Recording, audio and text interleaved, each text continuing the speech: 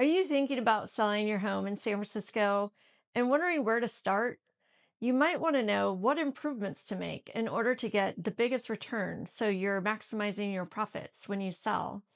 In this video, I'm breaking down the exact steps that actually move the needle so you can sell your San Francisco home for more money without wasting money on things that buyers don't care about. If you're thinking about selling in the next 6 to 12 months, then this video is for you.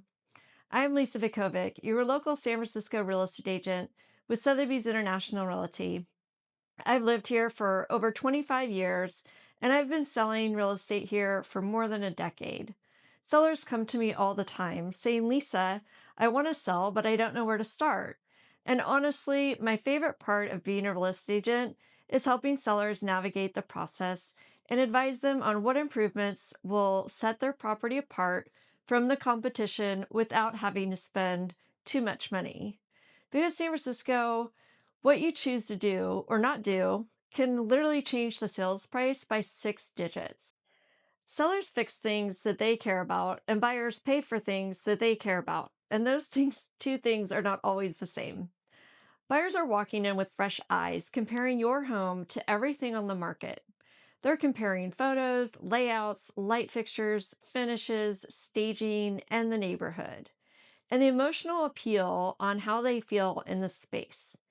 And in San Francisco, emotion sells. People pay for the lifestyle just as much as they pay for square footage. The mistake when sellers try to guess what matters instead of using data and strategy is where money gets left on the table. All right, so here are the three most important things you need to do when you're selling your home if you want top dollar. Make it feel move-in ready. Notice I didn't say fully remodeled. Buyers want clean, bright, fresh, and updated enough so they don't have to spend months dealing with contractors. Simple updates go a long way.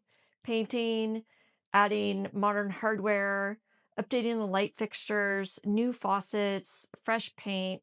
You don't need to gut anything. You just need it to feel new. Number two is a great presentation. Staging elevates the space so much. It makes the home feel luxurious. Think about it. When you walk into like a restoration hardware or pottery barn, you know everything there is very high end and expensive. Staging makes your home feel the same way. Stagers also know how to balance a room so it has just enough furniture to make it feel as big as possible, as well as creating a space where you can see yourself living there. As a listing agent, I also bring in local treats from a bakery down the street or sandwiches from a cafe in the neighborhood, just to show what the neighborhood favorites are and what they'll enjoy about living in that neighborhood. I also make a little map of the neighborhood so you can see everything that's in walking distance of the property, because walkability is a huge factor in San Francisco. I also light some good candles and make the space feel very warm and inviting by playing some mellow music in the background and getting the buyers to be relaxed and want to stay there as long as possible. So, pretty much, they never want to leave. When they're emotionally connected, they really stretch their budget, and that is what causes a bidding war. The number three thing is to price it right. In order to get a bidding war, you need to have right pricing strategy from the start.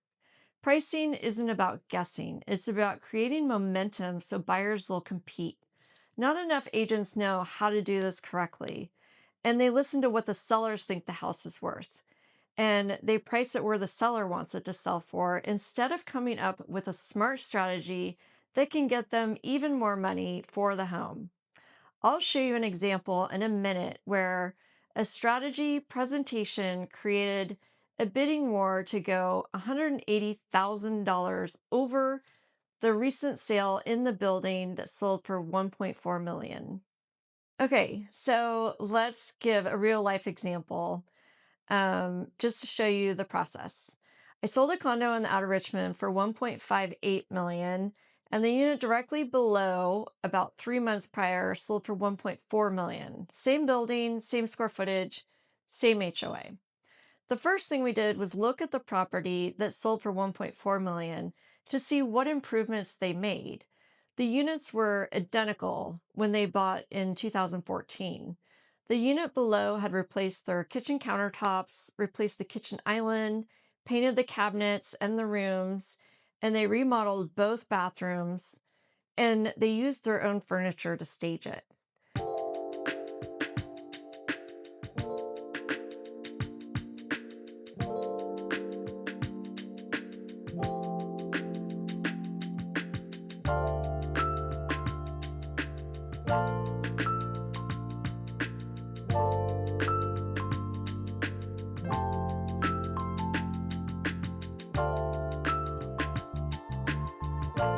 Our goal was to make this unit look better than that unit, and that started with the prep work. By painting the unit a nice soft white color, it really opened up the space. We added new hardware to the doors and in the kitchen, and we painted the backsplash a nice high gloss white to make everything very neutral. We also changed out some light fixtures. We changed the bathroom vanities, light fixtures, and a medicine cabinet. And in the bedrooms, we just changed out the lights to make it something more modern. And they spent around $35,000 on their investment.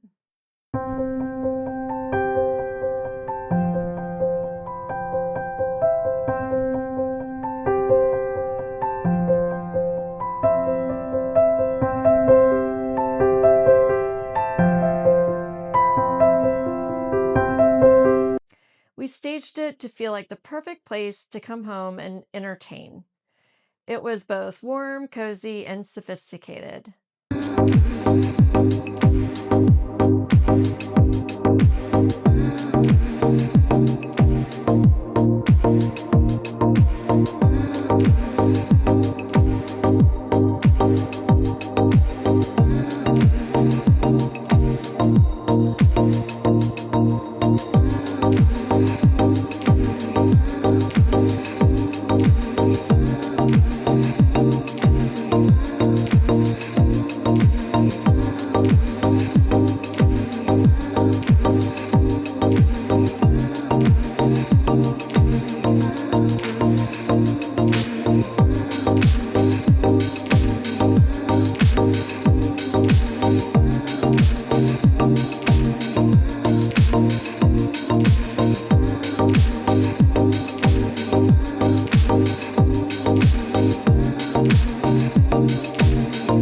Then we priced it considerably below what the recent sale was to create competition.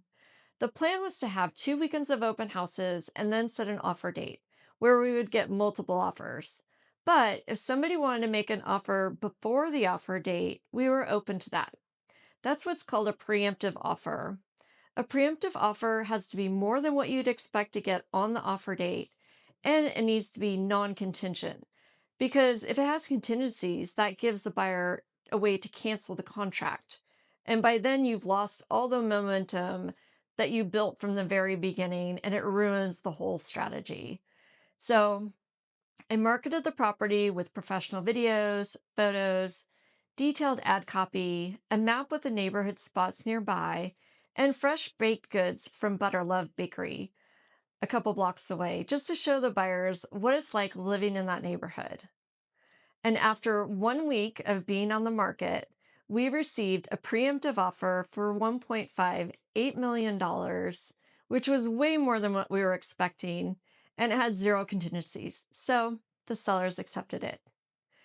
If you're thinking about selling your home in San Francisco, whether it's in 6 weeks or 6 months, the earlier you start planning, the better you can execute when it comes time to sell. I'd love to walk through your home with you and give you a personalized strategy to show you exactly where to invest your money and where not to. I also made a video on what not to fix when selling your home that gives you more insights on what to do when selling your home. Make sure to download my seller guide to help prep your home and become more familiar with the selling process from start to finish. If you found this video useful, make sure to like, subscribe, and hit the bell for more notifications on San Francisco home tips and selling. Thanks for watching. My name's Lisa Vukovic, your local San Francisco real estate agent.